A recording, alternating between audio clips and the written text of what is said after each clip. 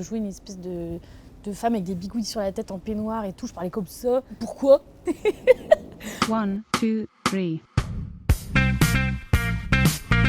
Bonjour à tous, bienvenue dans notre journal de Cannes. Le film du jour, c'est Portrait de la jeune fille en feu de Céline Sciamma qui est présenté en compétition. On aura un entretien avec Agnès Demoustier qui joue avec Fabrice Lucchini dans Alice et le maire à la quinzaine des réalisateurs. Pierre Lescure nous racontera un dîner où Sylvester Stallone ne voulait pas danser. Et enfin, on reviendra sur le rapport compliqué entre Cannes et les séries.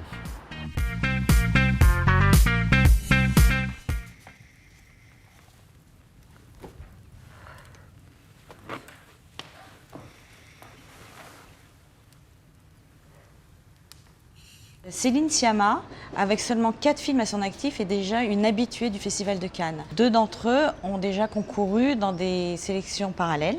Son tout premier, Naissance des pieuvres, et Bande de filles en 2014. Céline Sciamma atteint une forme de classicisme, pas seulement dû au film d'époque, mais à une sorte comme ça de clarté, d'épure dans la force du sentiment, parce que c'est un vrai film sentimental. C'est l'histoire d'une jeune femme peintre qui débarque à la fin du XVIIIe siècle sur une île bretonne assez sauvage pour faire le portrait d'une jeune fille qui sort à peine du couvent.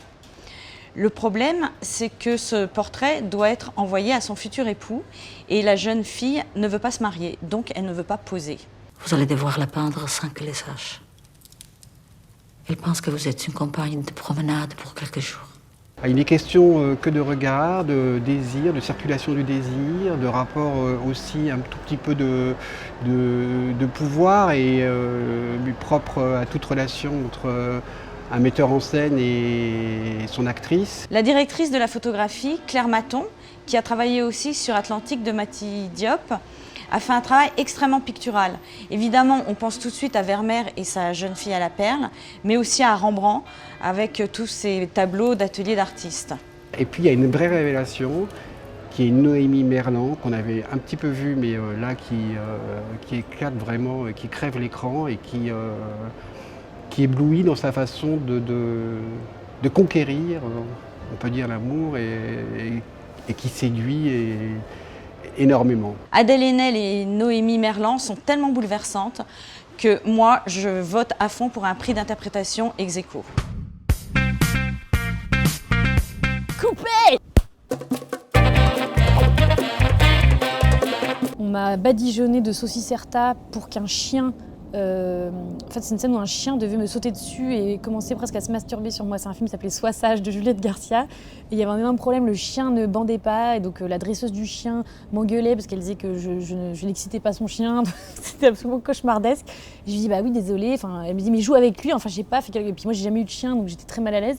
Et puis elle a fini par me mettre plein de saucisserta partout. Et là, le chien était effectivement en rut. Isabelle Huppert, sans aucun doute. Je pense beaucoup parce que c'était la première personne que je voyais jouer de très près. Je me souviens que ce qui m'impressionnait le plus, c'était sa concentration. Je sentais qu'elle était vraiment... voilà, je découvrais ce que c'était qu'un plateau de cinéma avec énormément de monde et je sentais qu'elle était vraiment dans sa bulle, au milieu de tous ces gens et qu'elle avait un grand monde intérieur.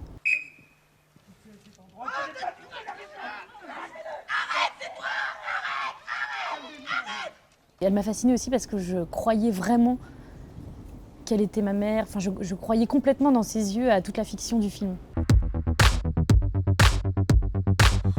Ah, mon pire casting, c'est le casting de Tarantino, Inglourious Basterds, que Mélanie Laurent a fait. C'était vraiment un cauchemar parce qu'il fallait absolument trouver une robe des années 40.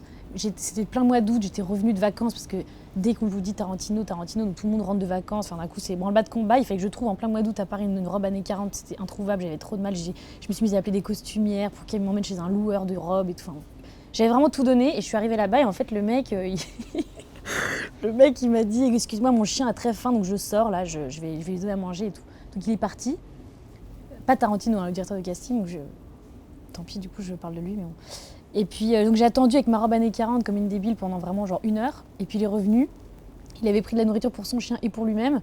Et après vraiment je faisais la scène et il mangeait son burger comme ça en tournant à moitié le dos. Et moi j'étais là comme une débile à essayer de parler anglais. En plus j'étais pas très bonne à l'époque donc j'étais vraiment ridicule. Et c'est une scène hyper difficile, hyper intense qui parle du nazisme. Enfin bon, franchement un fiasco total. Et puis il m'a dit en plus à la fin, de toute façon Quentin adore Mélanie. Quentin, je suis même pas sûre qu'il verra la cassette. Quentin a choisi. Voilà. Échec total. Très amusant. très amusant.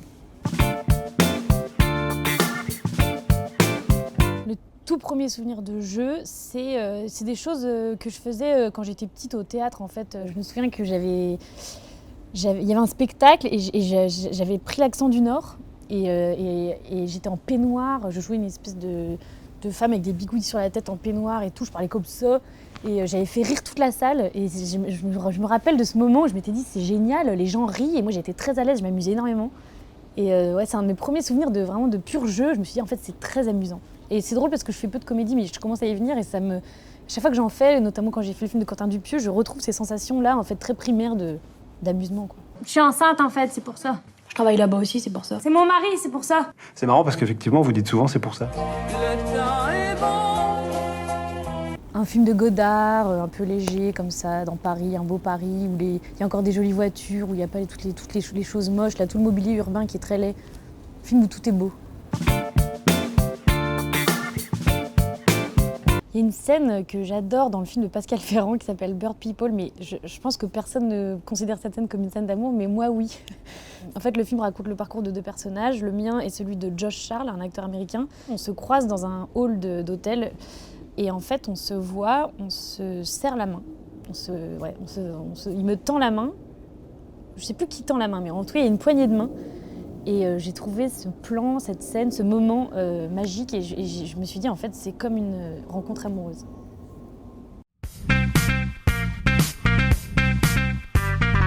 Je me souviens des années où Canal, et singulièrement le studio Canal+, ont eu deux grands investissements dans le cinéma américain. Une part avec Arnold Milchan, ça a donné quand même, mine de rien, JFK, le film de Stone. Mais il y a eu aussi l'investissement du studio Canal dans Carolco, qui était la boîte dirigée par Mario Kassar et Andy Vajna, le producteur hongrois. Ils étaient tous les deux dans une boîte théoriquement indépendante, mais qui essayait de péter aussi haut que les grands studios. Donc, par exemple, un jour, ils ont signé un contrat avec Arnold Schwarzenegger et ils lui ont acheté, d'occasion, mais ils lui ont quand même acheté un Boeing. Comme ça, Schwarzy a préféré travailler avec Carolco que d'aller avec je ne sais quel grand studio. Et puis une année, Mario Kassar avait l'idée de monter un film avec Stallone et Schwarzenegger. Ça s'est fait un peu plus tard avec The Expendables. Mais là, c'était la première fois qu'il voulait faire un film avec ces deux-là en tête de gondole. Donc il les invite à Cannes, il les traite royalement et il lui demande de participer à un grand dîner où il y a eu Sylvester Stallone, sa nouvelle femme, et Arnold Schwarzenegger, qui était encore l'époux de l'héritière Kennedy.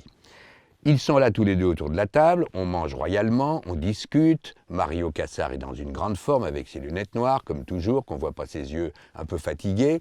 Et les deux autres se parlent, mais quand même, chacun gardant la posture. Et puis en fin de repas, arrivent, c'était prévu, les Gypsy Kings, qui viennent immédiatement. Un mur de photographes se pointe et appelle qui Schwarzy, qui Sylvester, levez-vous, venez danser, venez pour la photo, etc. Immédiatement, avec un sourire ironique et moqueur, le grand Schwarzenegger déploie et déplie sa grande carcasse, sa femme le suit, ils vont danser avec les Gypsy Kings et tout le monde dit « Alors, Stallone, please, Mister, Sir !» Non, il n'y est jamais allé. Et ça n'est qu'en fin de repas qu'on a compris, car à l'époque, je n'avais pas fait trop le rapport, c'est que quand ils se sont levés pour se tirer, il n'y avait plus un photographe, mais il y avait Schwarzenegger qui était comme ça, Stallone qui était là, il ne voulait pas qu'on le voie danser tout petit. Aujourd'hui, on parle séries dans le bonus de notre journal vidéo. Les séries, c'est industriel, les films, c'est de la poésie. Voici ce que disait Thierry Frémaux, le délégué général du festival, en 2018, une sortie qui lui valut à l'époque de nombreuses critiques, d'autant qu'il expliquait qu'il ne regardait pas beaucoup de séries justement, et qu'il ne comprenait pas pourquoi il fallait 18 heures pour raconter une histoire qui pouvait tenir en deux. Ce qui est curieux, c'est qu'en 2017, le festival avait accueilli deux séries, la saison 3 de Twin Peaks de David Lynch, et la saison 2 de Top of the Lake de Jane Campion.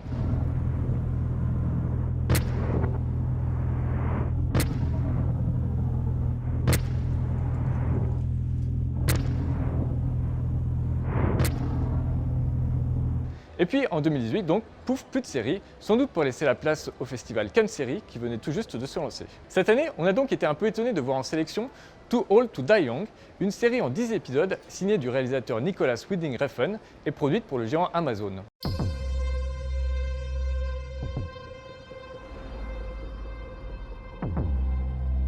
Killed a woman. happened the other night. I didn't feel any guilt or remorse. I just felt Empty. Is that how you feel? No. Mais hier, en conférence de presse, Refn a expliqué qu'il ne considérait pas son œuvre comme une série, mais comme un film de 13 heures. Nous voilà donc rassurés.